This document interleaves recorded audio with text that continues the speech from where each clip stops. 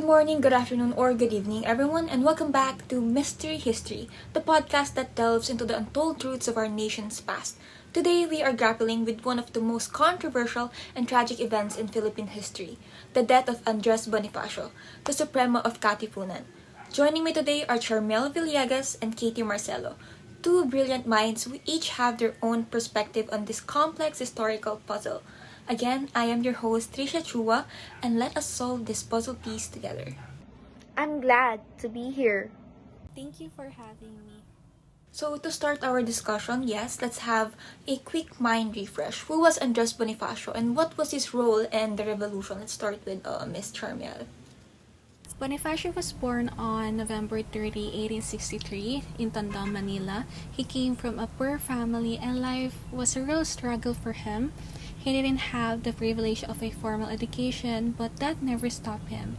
He even taught himself how to read, write, and even studied history all on his own.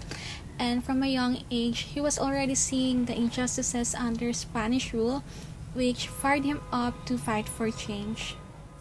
That's right. By 1892, Bonifacio wasn't just sitting back. He took action and did what was right. He founded the Katipunan, a secret society that aimed to overthrow Spanish rule and finally free the Philippines. It is a group of passionate Filipinos from all walks of life coming together with one goal. The Katipunan quickly grew with members joining in secret, ready to fight for their rights.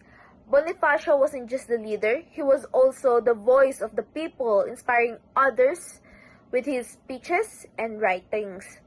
It wasn't just about the weapons or the battles. It was about the dream of justice, freedom, and equality for everyone.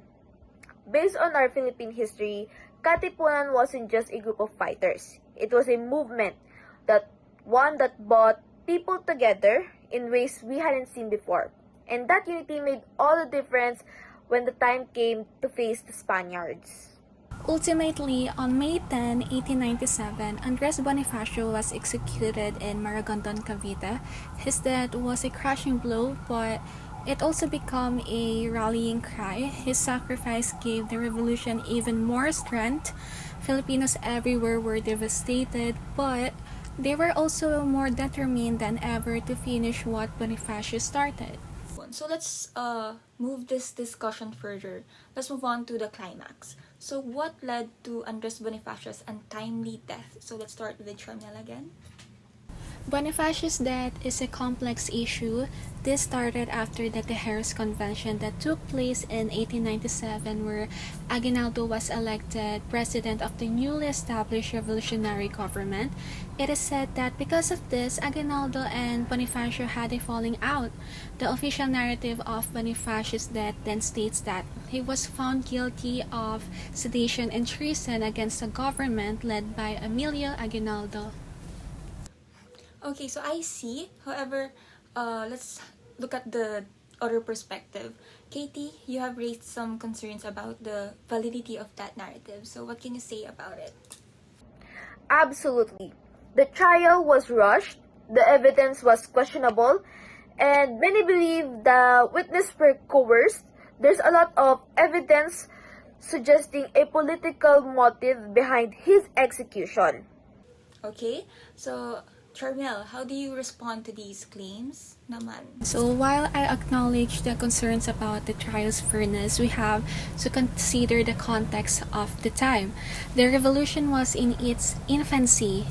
The fledgling republic was facing immense challenges, both internal and external. Also, Bonifacio's action, his defiance of the new leadership, threatened to destabilize everything they were working towards. Was it defiance, or was it a desperate attempt to preserve the original ideals of the revolution? Bonifacio saw the compromises being made, the shift in power dynamics, and he feared the revolution was being hijacked by those more interested in personal gain than true independence. So like you're suggesting that Andres Bonifacio was a victim of political manipulation, right? It's highly plausible he was a threat to the power structure. His popularity and his unwavering commitment to radical change made him liability. That's a serious accusation.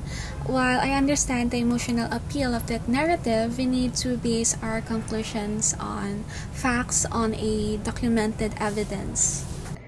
And the document evidence, as you call it, is riddled with inconsistency and questionable testimonies. We have letters supposedly written by Bonifacio that lack his signature. We have accounts of witnesses being threatened. We had a trial that was a complete sham. Okay, everyone, let us cool off and take a step back. It is truly a tragedy what happened to Andres Bonifacio. His death remains a shadow over our history, a reminder that even in the pursuit of noble ideals, the path can be fraught with complexity and moral ambiguity.